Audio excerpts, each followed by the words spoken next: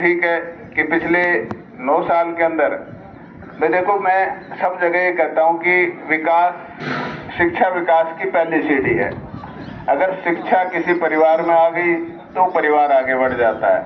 शिक्षा अगर किसी गांव में आ गई तो गांव आगे बढ़ जाता है, और शिक्षा किसी प्रदेश में आ गई तो वो प्रदेश आगे बढ़ जाता है। अब हमने पिछले 9 साल के अंदर जो शिक्षा पर इतना जोर दिया, आते ही हमने पाली गर्ल्स कॉलेज बनवाया, लड़कियों का कॉलेज बनवाया। उसके बाद आपका धामलावास पॉलिटेक्निकल कॉलेज बनवाया, और अभी जो सैनिक स्कूल का पूरा कंप्लीट अभी हमारी सरकार में हुआ है। ये पहले तो उन्होंने खैर नींव रखी थी, लेकिन कंप्लीट हमारी सरकार में हुआ है।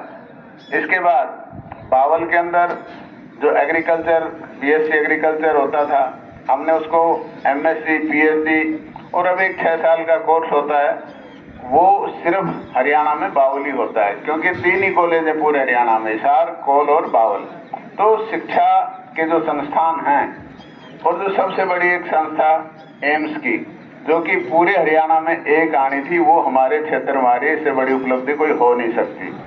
उसके अंदर बच्चे एमबीबीएस भी करेंगे, उसके अंदर बच्चे फार्मेसी का कोर्स भी करेंगे, उसके अंदर बच्चे फिजियोथेरेपी का कोर्स भी करेंगे, नर्सिंग का भी करेंगे।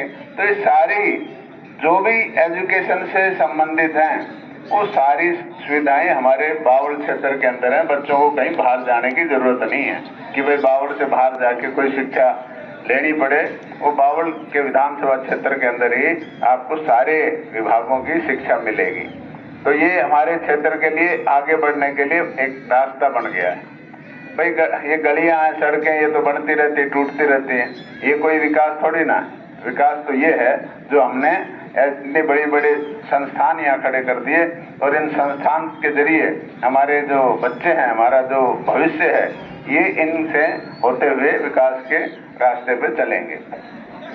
जहाँ तक मूलभूत सुविधाएं हैं, बिजली की है, पानी की है, सड़क की है, शिक्षा की है, ये सारी, स्वास्थ्य की है।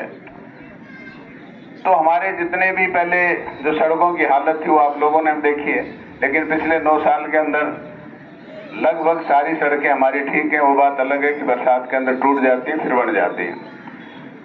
अलग नई सड़कें भी हमने गांव से कनेक्शन काफी सड़कें बनवाई हैं। पानी की हमारा जो ये खोल ब्लॉक था, बहुत ही दिक्कत थी, डार्क जोन था, और 14 में जब हम वोट मांगने आते थे तो ये माताएं बहनें मेरे सामने गिलास लेके खड़ी हो जाती थी कि पानी पी के देखो, इतना कड़वा पानी पी नहीं सकते आप। और वास्तव में वो पानी बहुत कड़वा होता था। लेकिन जब सरकार बनी और मेरे को ये जन स्वास्थ्य विभाग मिला, तो सबसे पहले हमने इस पानी की समस्या को दूर करने का काम किया। और आज पूरे हरियाणा में जो देश के प्रधानमंत्री नरेंद्र भाई मोदी जी का जल जीवन मिशन की एक स्कीम है, उसके तहत हर घर नल से जल। आज ऐसा कोई घर नहीं है जिसके पास नल से जल ना हो। और माताएं बहनों के लिए तो बहुत खुशी की बात है कि पानी भरने का काम भाई माता बहनों का ही रहता है। ये बेचारी सुबह नल के सामने खड़े हो जाती थी, मटका रख देती थी, कब नल आए, कब हमारा मटका भरे। और उस नल के ऊपर मटके भी फूटते थे और सिर भी फूटते थे। लड़ाई झगड़ा सबसे ज्यादा पानी पर हुआ करता। लेकिन आज ये इनके लिए बहुत सुखद अनुभव है कि घर में टूटी घुमाई और पानी ले लिया, नहीं तो सारे दिन वहां नलके पर खड़ी रहती थी। और कई बुजुर्ग बैठे होंगे तो उनके तो बेचारे को बाल भी उड़ गए होंगे मटके पानी ला ला ला। तो ये बहुत अच्छी एक, और इस पानी का यही नहीं कि पीने के लिए, इसके जो दूरगामी असर हैं, जैसे अभी बता रहे थे मेरे से पहले कि जो साफ पानी अगर हम पिएंगे तो हमारे जो पानी से जो पैदा होती बीमारियां, चाहे वो पीलिया हो, चाहे वो टाइफाइड हो, चाहे वो उल्टी दस्त का मामला हो, कोलरा वगैरह, तो ये सारी चीजें हमें नहीं होंगी। अगर ये बीमारी, पहले देखते थे गांव के गांव खाली हो जाते थे, हॉस्पिटलों में जगह नहीं मिलती थी। अब ऐसा सीन देखा है क्या कहीं आपने? ऐसा सीन नहीं है ना। पहले तो गांव के गांव खाली हो जाता है ऐसी बीमारियों में। लेकिन आज जब हम साफ सुथरा पानी पीते हैं तो हमारी ये बीमारियां नहीं होती। क्योंकि जब बीमार होंगे तो देखो, घर में अगर बीमार हो जाता है तो जो कमाने वाला बीमार हो गया तो उसकी इनकम कहाँ से आएगी? और जो पूंजी जमा करी वो भी खर्च हो जाती है।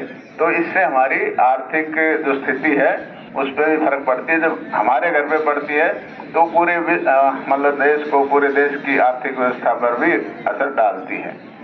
तो हम स्वस्थ रहेंगे तो काम भी कर सकते हैं और कमा सकते हैं। तो ये इससे काफी फायदे हैं। जहाँ तक आपके जो नौकरियों की बात करें, नौकरियों में जो मुख्यमंत्री जी ने योग्यता के आधार पर जो नौकरी देने का काम किया है, तो पहले की सरकारों में तो आपको भी पता है कैसे नौकरियां मिलती थी, लेकिन आज योग्यता के आधार पर जो बच्चा इंटेलिजेंट है, योग्य है, उसको नौकरी अवश्य मिलेगी। और इसका आप खुद अपने अपने गांव से अंदाजा लगा लो कि कांग्रेस के 10 साल में कितने बच्चे लगे और हमारे इस 9 साल में कितने बच्चे लगे। आपको अपने गांव से ही स्थिति क्लियर हो जाएगी।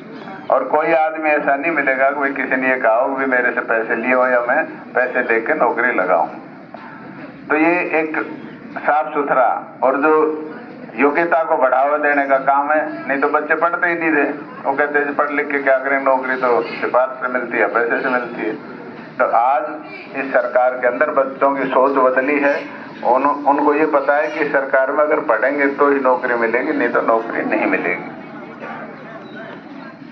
ऑनलाइन सर्विस की बात करें, वैसे तो मुख्यमंत्री जी ने इसकी नौकरियों में भी जो आदमी, जो परिवार जिसमें एक भी घर में नौकरी सरकारी नहीं है, उन लोगों को 5 नंबर देके आगे बढ़ाने का काम भी मुख्यमंत्री जी ने किया है, ताकि जिनका सरकार में हिस्सेदारी नहीं उनके भी हिस्सेदारी बने। और ऑनलाइन का जो फायदा है, जैसे विपक्ष वाले कहते रहते हैं ये तो पोर्टल की सरकार है, ये तो पोर्टल की सरकार है। अगर मान लो पोर्टल नहीं होता, ऑनलाइन ये सर्विस नहीं होती, तो ये बहुत से लोग बैठे हैं यहाँ जिन्होंने पहले पेंशन ली है कांग्रेस के टाइम में भी और अब भी ले रहे हैं। कांग्रेस के टाइम मेरे ख्याल से 700 रुपए पेंशन मिलती थी और वो 700 रुपए किसी की जेब में पूरे नहीं